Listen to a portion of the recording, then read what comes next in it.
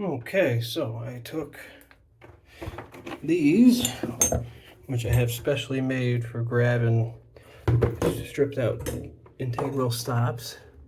Okay, and I just open it back up. This will tighten this is a 3/4. We'll tighten this packing nut because it was leaking. And then for tightening these packing nuts, I have a special tool that I made that can go over the stem so that I can tighten it because sometimes these like the leak. But now we run it. All the black stuff should come out. Make sure the pop-up isn't up. And there we go.